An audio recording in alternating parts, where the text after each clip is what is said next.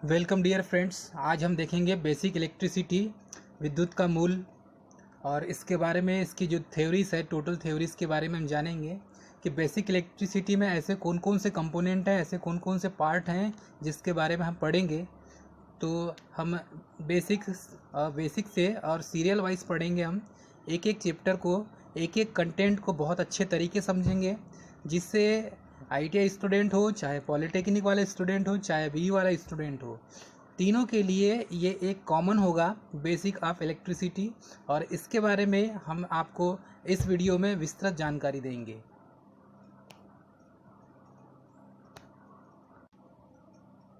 तो स्टार्ट करते हैं। सबसे पहले हम परमाणु देखेंगे। और एटम होता है परमाणु। तो किसी पदार्थ का वह छोटे से छोटा कण जो रासायनिक क्रियाओं में भाग ले सके और रासायनिक क्रियाओं के द्वारा पृथक किया जा सके, उसे क्या कहते हैं? हम परमाणु कहते हैं, अर्थात एटम्स कहते हैं। तो इसमें अक्सर क्या होता है कि एटम सबसे छोटे से छोटा पार्टिकल होता है। सबसे छोटे से छोटा पार्टिकल क्या होता है? एटम होता है। और ये जब भी केमिकल रिएक्शन मतलब रासायनिक क्रियाओं में भाग लेता है, तो रासायनिक क्रियाओं के द्वारा ये क्या करता है? छोटे छोटे भाग में डिवाइड होता है, छोटे छोटे पार्ट में टूटेगा, वही क्या कहलाएगा? एटम कहलाएगा। आगे देखेंगे इसका नेचर क्या होता है। यह प्रकृति में क्या रूप पाया जाता है? स्वतंत्र रूप से पाया जाता है। यह मुख्यतः प्रोटॉन, क्या क्या है? प्रोटॉन, न्यूट्रॉन और इलेक्ट्रॉन। तो ये मुख्य रूप से कौन कौन से होंगे? प्रोटॉन, न्यूट्रॉन और इलेक्ट्रॉन। तो ये तीन टाइप के होंगे। अब आगे देखेंगे प्रोटॉन, न्यूट्रॉन तथा इलेक्ट्रॉन ये प्रकृति में मूल कण माने जाते हैं। मतलब ये प्रकृति के सबसे मूल कण हैं। इनसे पॉजिट्रॉन निकलेगा, इनका एंटी पार्टिकल्स होता है। तो मूल तत्व कौन से हो जाएंगे? प्रोटॉन, न्यूट्रॉन और इलेक्ट्रॉन। तो प्रोटॉन तथा न्यूट्रॉन परमाणु के नाभिक में विद्यमान रहते हैं। आगे देखेंगे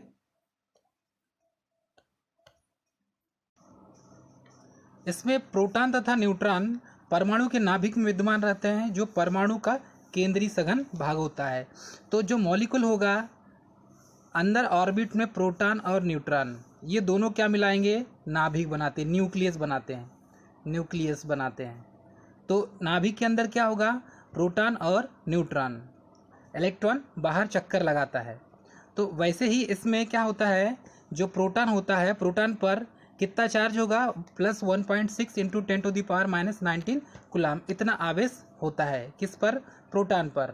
वैसे ही न्यूट्रॉन पर, न्यूट्रॉन क्या होता है? आवेशहीन होता है, इसमें कोई चार्ज नहीं होता।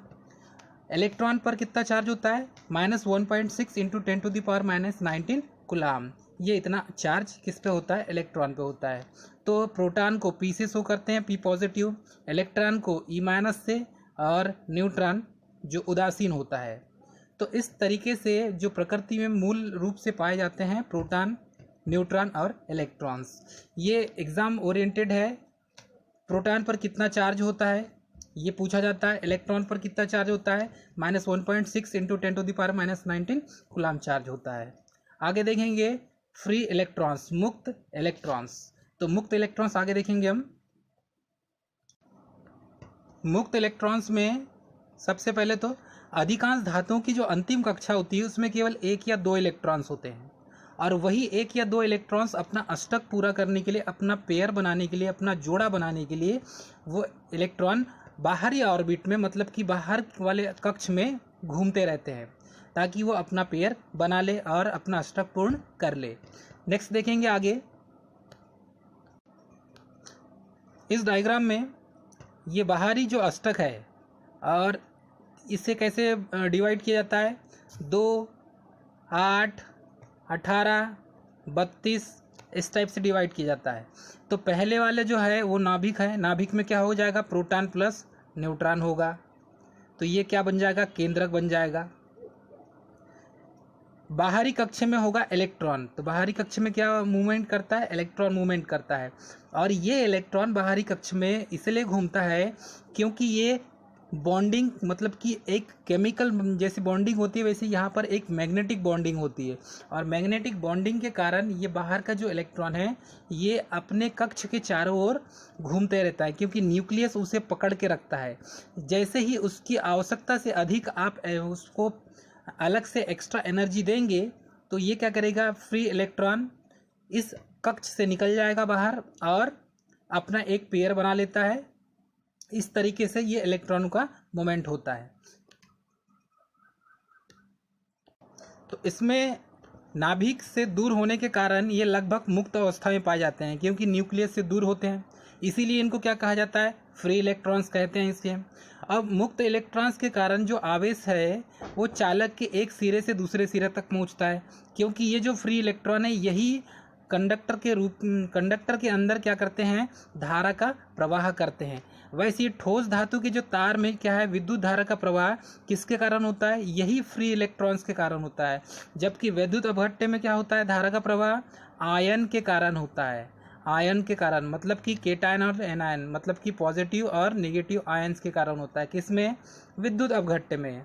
और ठोस धातु में धारा का प्रवाह किसके कारण होता है, मुक्त इलेक्ट्रॉन्स के कारण होता है।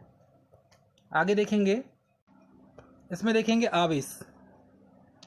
आवेश क्या है, यह किसी पदार्थ का वह गुण है जिसके कारण कोई वस्तु वैद्युत आकर्षण या विकर्षण का अनुभव करती है।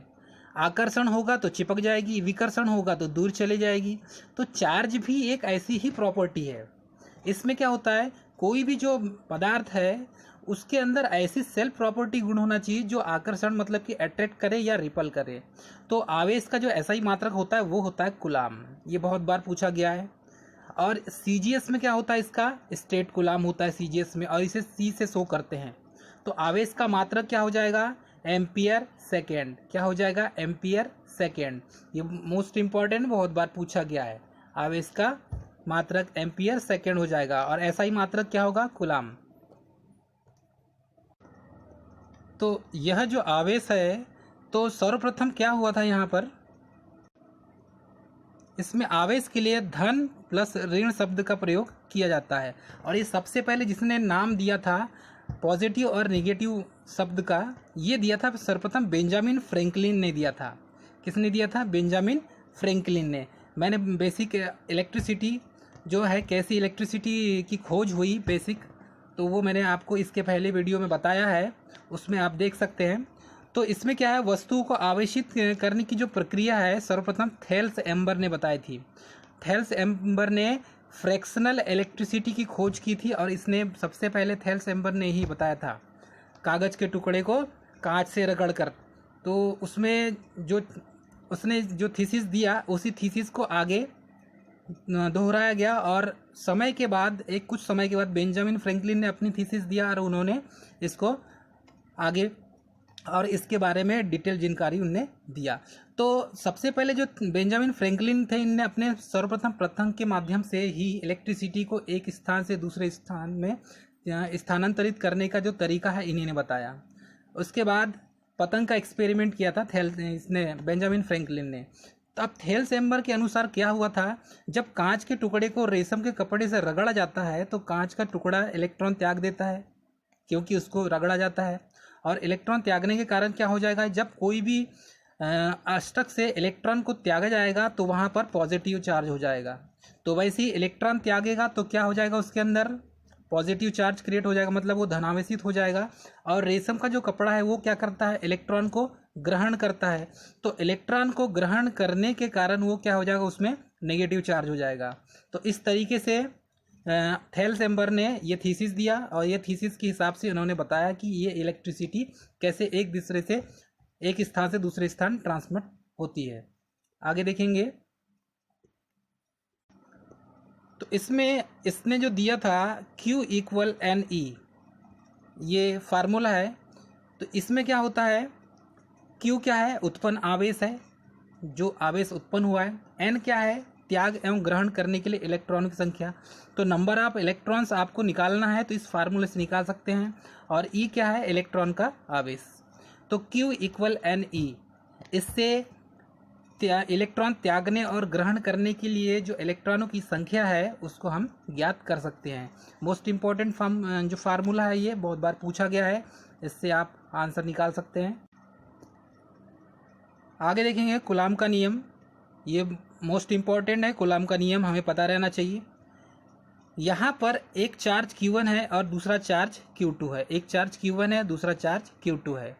तो अगर कोई दो आवेश Q1 और Q2 एक दूसरे से कितने दूरी पर हो, r दूरी पर हो, इनका डिस्टेंस क्या हो जाए, r हो जाए, तो उनके बीच कार्य करने वाला विद्युत आकर्षण बल जो है, मतलब कि जो अट्रैक्शन फोर्स होगा दोनों के बीच में, उनके आवेश के गुणनफल के समानुपाती, आवेश के गुणनफल के समानुपाती, मतलब कि Q1 और Q2 जो है, Q1 और Q2 ये दोनों आवेश हैं और इसके गुणनफल के समानुपाती तथा उनके बीच की दूरी के वर्ग के व्युत्क्रमानुपाती होता है।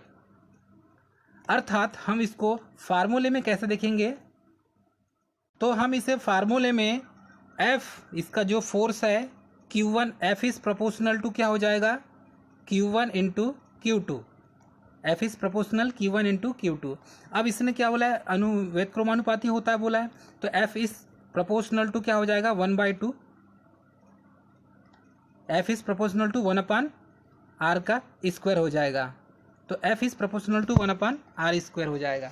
तो फर्स्ट इक्वेशन और सेकेंड इक्वेशन को हम यदि सॉल्व करेंगे तो F is proportional to Q1 into Q2/r square हो जाएगा। अब हम प्रोपोर्शनल हटाते हैं तो हमें क्या लगाना पड़ेगा, इसमें K कांस्टेंट लगाना पड़ेगा, और कांस्टेंट क्या हो जाएगा, K का मान 1/4πε0, तो ये इसका मान K का मान होता है और इसको लगाना पड़ेगा हमें। अब ये K है क्या,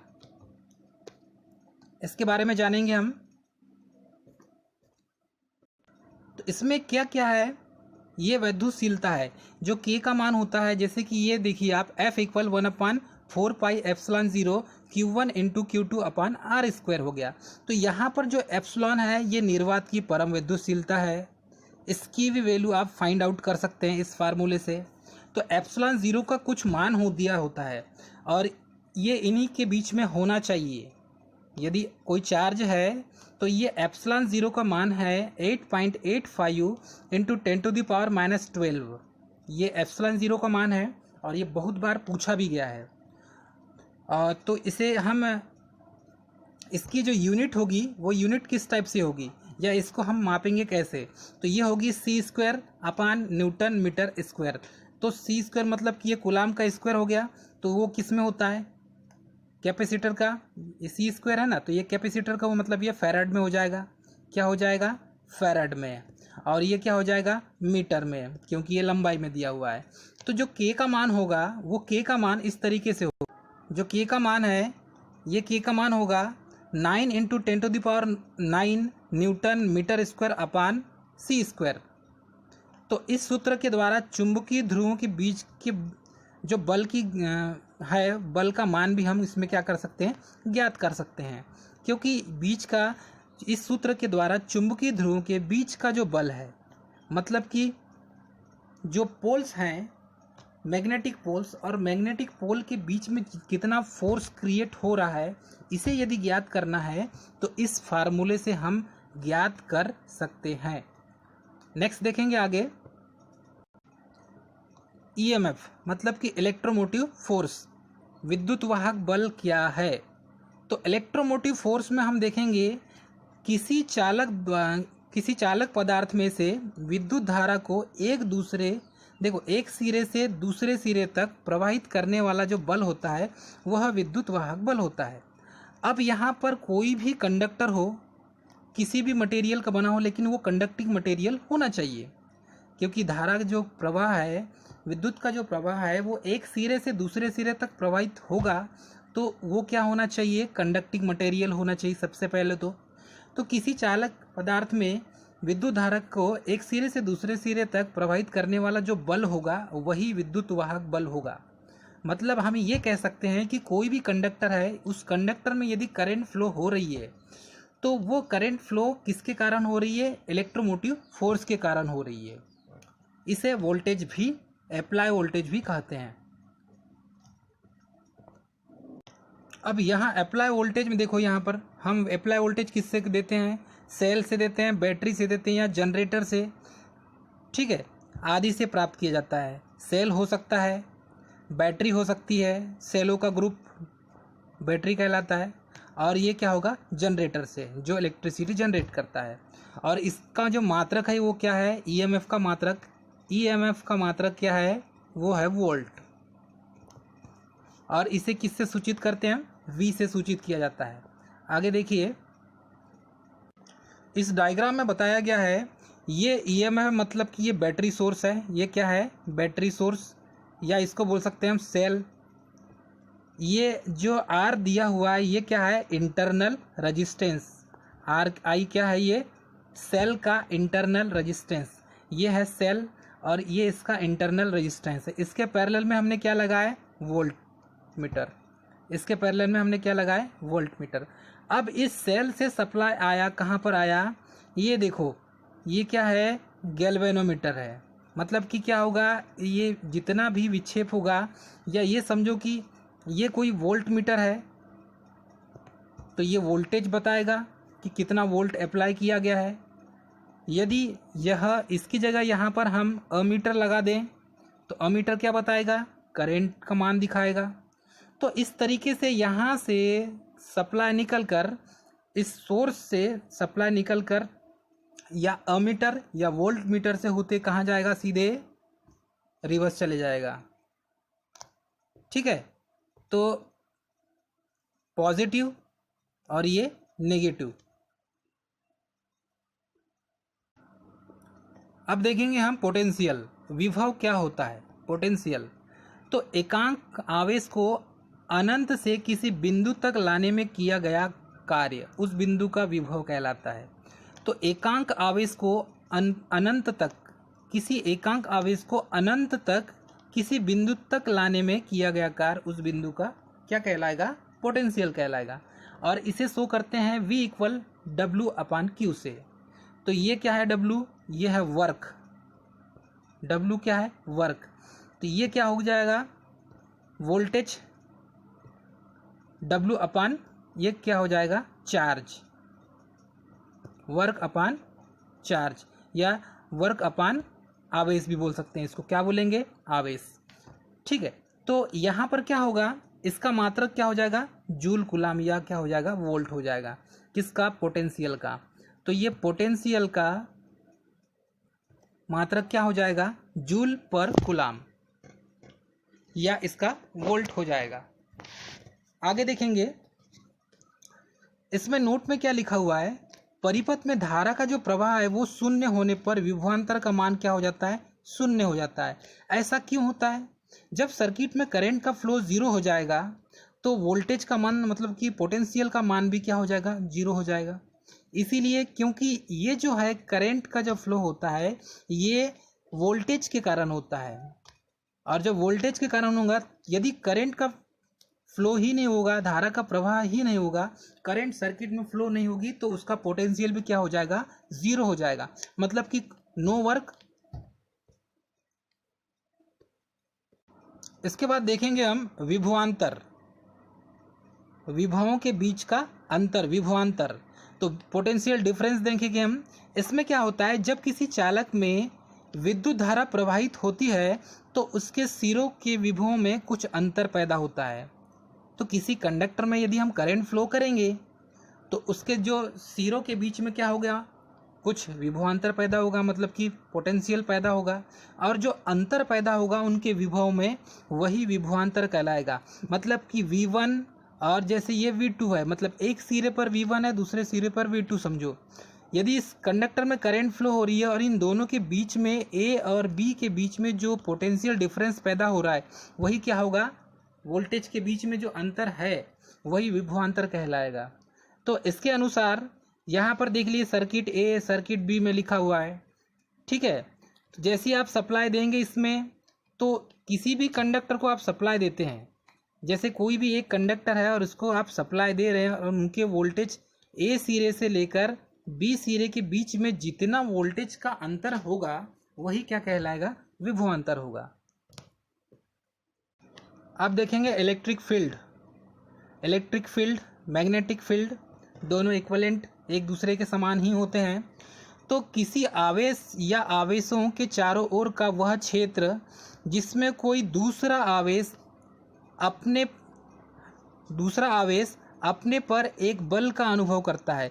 मतलब कि एक आवेश पहले से विद्यमान है Q1, अब ये Q1 और दूसरे का अनुभव करे, मतलब कि Q1 किसी Q2 आवेश का अनुभव करे, तो वो क्या कहलाएगा? विद्युतीय क्षेत्र कहलाएगा। तो इसकी परिभाषा क्या हुई? सिंपल शब्दों में, किसी आवेश या आवेशों के चारों ओर का वह क्षेत्र जिसमें कोई दूसरा आवेश अपने एक बल का अनुभव करता है, तो वह क्या कहलाएगा? विद्युतीय क्षेत्र कहलाता है। ठीक है, तो ये नेगेटिव और ये पॉजिटिव।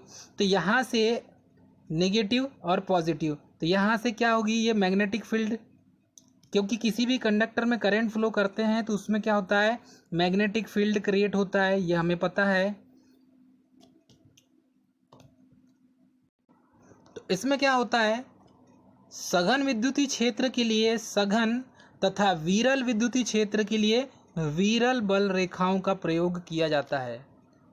तो सघन विद्युतीय क्षेत्र का मतलब है कि वहाँ पर विद्युत की जो बल रेखाएं हैं वो ज़्यादा होगी, पास पास होगी। और विरल विद्युतीय क्षेत्र का मतलब है कि चुंबकीय बल की जो रेखाएं हैं या विद्युतीय बल की जो रेखाएं हैं वो दूर दूर होगी।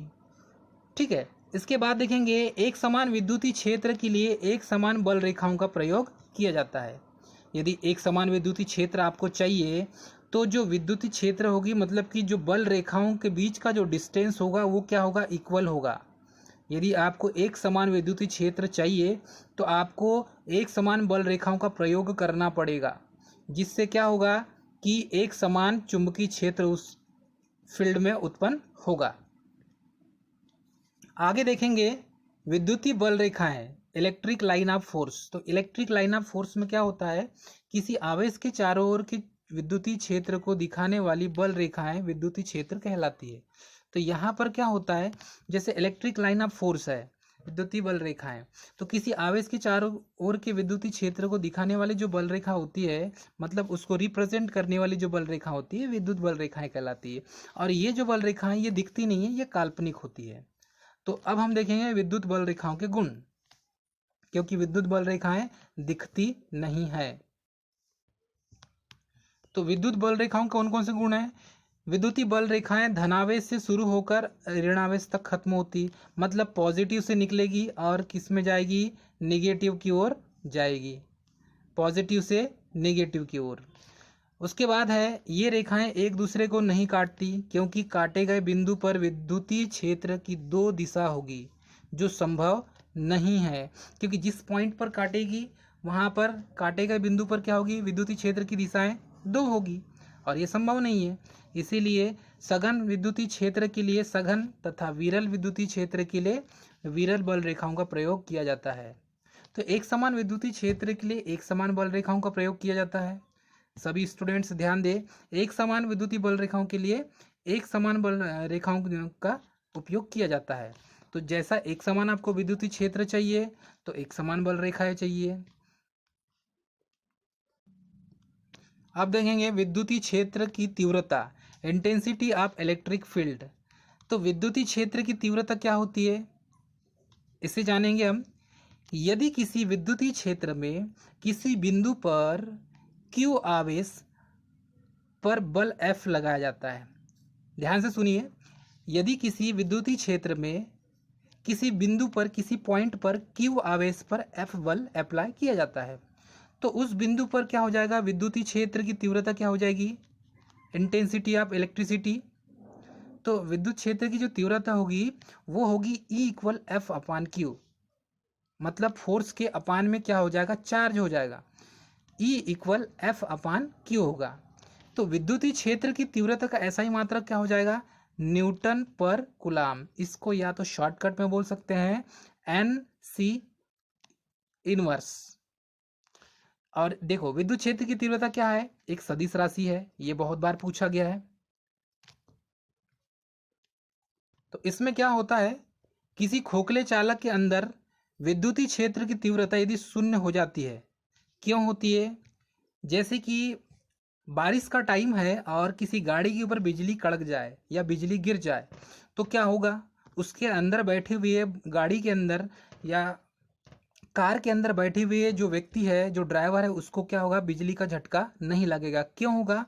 ये इसलिए होता है क्योंकि किसी खोखले चालक के अंदर विद्युतीय क्षेत्र की जो तीव्रता होती है, इंटेंसिटी ऑफ इलेक्ट्रिसिटी, वो क्या होती है? जीरो होती है। क्या होती है, जीरो होती है इंटेंसिटी। इसीलिए अंदर बैठे हुए व्यक्ति को क्या नहीं लगता, करंट का अनुभव नहीं होता, क्योंकि उसके अंदर का माध्यम क्या होता है, हवा होता है। इसलिए बिजली चमकते समय कार के खिड़की और दरवाजे बंद कर दिए जाते हैं। क्यों कर दिए जाते हैं, इसी के कारण, क्योंकि उसके अंदर का जो माध्यम क्या है, वो हवा है। तो समय कार की खिड़की दरवाजे क्यों बंद कर दिए जाते हैं, ये तो पता चल गया। अब दूसरी बात, साबुन के जो बुलबुले को धन तथा ऋण आवेश देने पर उसका आकार क्या हो जाता है, बढ़ जाता है, ये भी हमें पता है। ये दूसरा एग्जाम्पल हो गया।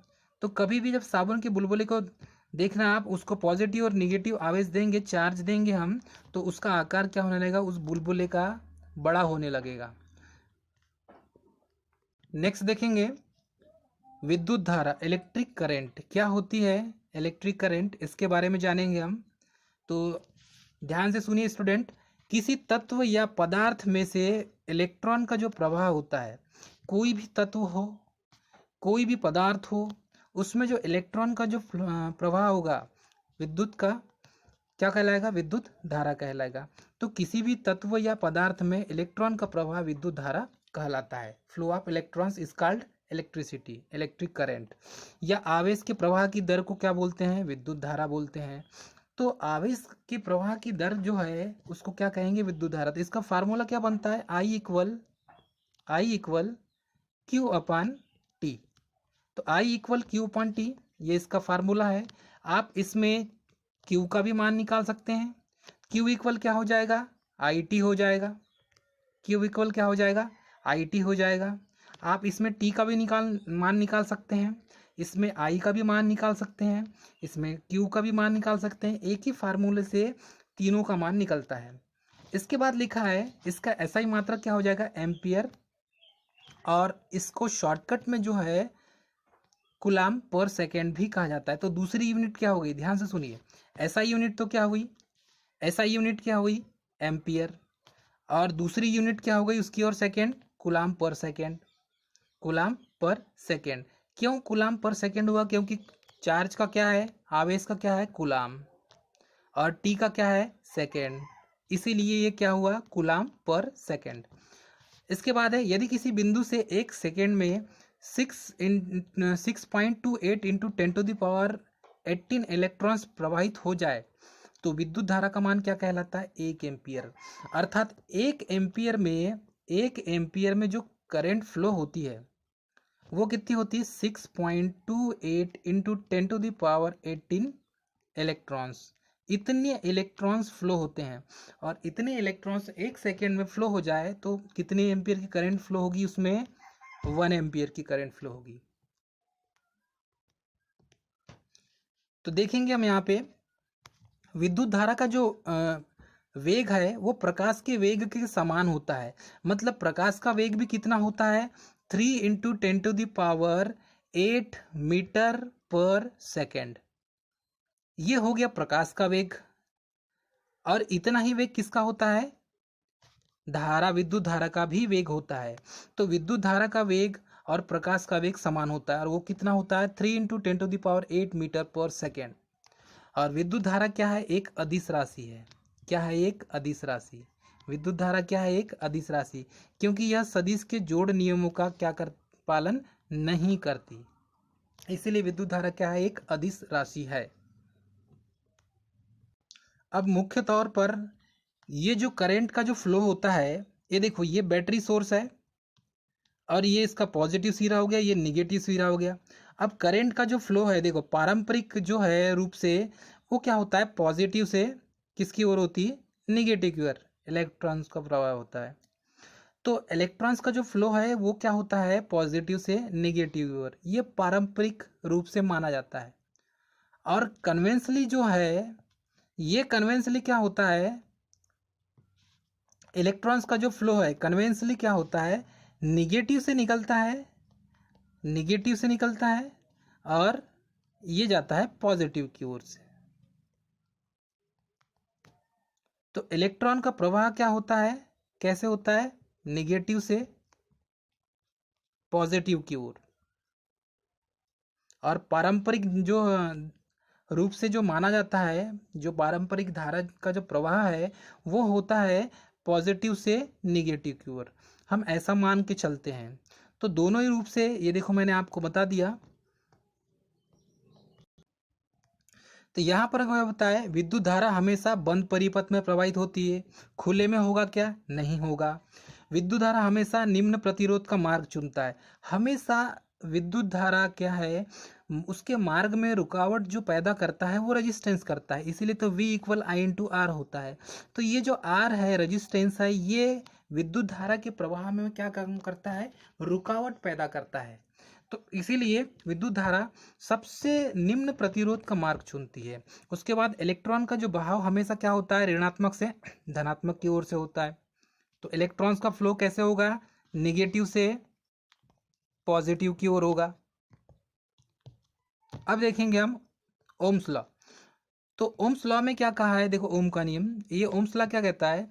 अगर सभी स्थितियां नियत रहे, जैसे ताप, टेम्परेचर, दाब, प्रेशर, वॉल्यूम, आयतन, तो ताप, दाब, आयतन, ये सभी स्थितियां यदि नियत है तब की कंडीशन में होगा। देखो ओम का नियम तब ही पालन करता है यदि सभी स्थितियां नियत रहे, मतलब ताप, दाब और आयतन नियत रहे, तो किसी चालक में वोल्टेज उसमें प्रवाहित धारा के समानुपाती होता है।